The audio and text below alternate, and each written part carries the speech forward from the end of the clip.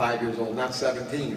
And so I'm an older father, so I have to, watch Disney Channel, and I have to still, this is not a wig, I have to stay, I've got a young wife, so I've got to stay young. But for those who are young here, who are embarking on new lives with your education, let me share with you. The times that you're going through now may not seem as significant to you. You're going to hear a bunch of people who've gotten middle-aged, which I can't believe I'm saying. But you go, what's the relevancy here? Let me share with you a couple of things. You're touched in ways that you will not understand or know or appreciate until you get there. It's said that God reserves, why does God reserve wisdom for those who get older? It's too bad we don't have it when we're younger. And I'm not being patronizing, but it's very true. The connections that you have with your family, the food that we eat, the meals that we share. All I cared about coming today, I've been on the set eating just garbage, and I wanted some tabbouleh and hummus. That's all I wanted, and I hear that's tomorrow night, so I missed it. But there's things that won't touch you that you will never know. I came up, I was raised by my sister Edna and my wonderful mother, Ann, who she's had a lung removed 17 years ago from cancer and still with us, but it's slowed down a bit. So her sister Marie and brother-in-law Gary are here. They're very active. And you can give them all of them an applause. But, we didn't come from a lot of money, but there was always food in the refrigerator, and there was always the love of the family. So I ended up getting, 40 years ago, which is ridiculous again, 40 years ago, I got a $500 scholarship. And I didn't even realize at the time how important it was to me. But it helped fuel me to do bigger things. It helped fuel me to do better things. It helped me go to college. And with that, one thing led to another. And I learned early on, and even earlier than that, I just want to talk about how things impact you. I used to be one of those kids that you'd hear about raising money for St. Jude. My mother worked in pediatric cancer. St. Jude was starting with Danny Thomas, was an amazing charity that helped children with cancer. Not even realizing at that time, and my mother helping kids with cancer, not even realizing that 40 years later we started up the largest children's cancer charity in Central Florida. And in our third year, we've been able to give $1 million pledged to Arnold Palmer Hospital, another $1 million to Florida Hospital, another $1 million to Nemours Hospital.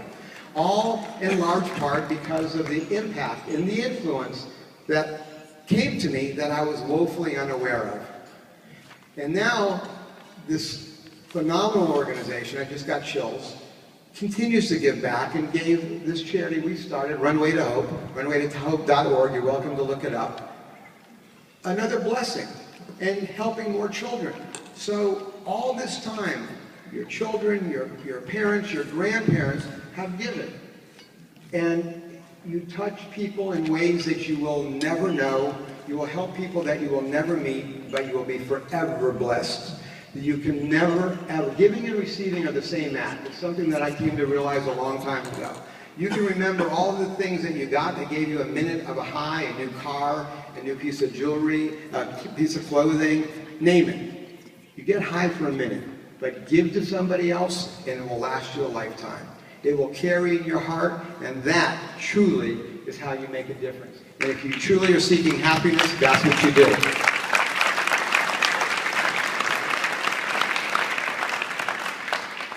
I don't have a lot of regrets in life. I've had a life that, it's a fairy book life. I've been blessed immeasurably. I try not to complain about anything. But if I had a do-over, what I would do over is do the small things without waiting for the big things. Maybe I've got a bit of an unresolved Napoleonic complex, but I always wanted to have to do things and to do where it made a big difference. And what I missed through much of my life, and I'm speaking to those who are a bit younger right now, is just do what you can. If it's contributing or doing charity work at another charity that's already established, go volunteer once a year if that's all you can do. Get on the phones and help out in raising money. Go, if your passion is pets, then go to the animal shelter. You'd be amazed. But you do those things, and then you're forever changed. And if you're ever having down days when you're helping other people, you'll find that you have less down days.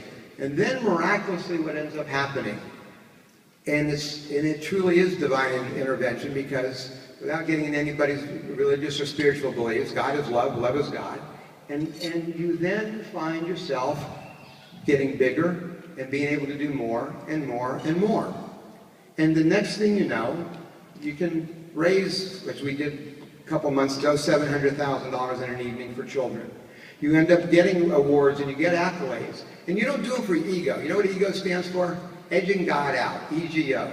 So when you get so full of yourself, then you forget and you think it's all about you. The universe has a wonderful way of slapping you and getting you back right back where you belong. But if you realize that you're out there doing for others and you're making a difference, nothing wrong with making money, nothing wrong with getting attention, but understand your place in the universe. You're here to make a difference. You're here not just to take, you're here to give back.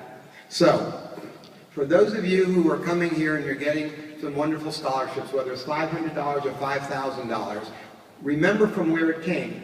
People who care about you that you don't even know gave money to a scholarship fund so that you would be better human beings.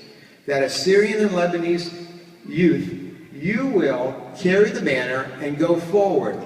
That people who you'll never meet took money from their family's pocket. Think about that. They gave money to strangers because they loved you as a distant relative enough to want to help you better your life. That's all where the scholarships come from. There's no magic trees that grow this money. It's all from people who want to make a difference through you. And you've got an equal obligation, if not a greater obligation, with those blessings. I promise you, many of those people who gave you money didn't get anything.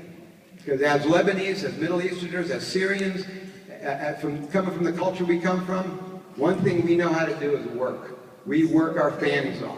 And you could be plopped 2,000 years ago in a bazaar in the Middle East, and we can make a living. We know how to do that. And you have an obligation for those who are young to make a difference and to give back. Work hard on your studies, but never think it's all about you. The more you give, the more you get, and the more of a difference you make. So,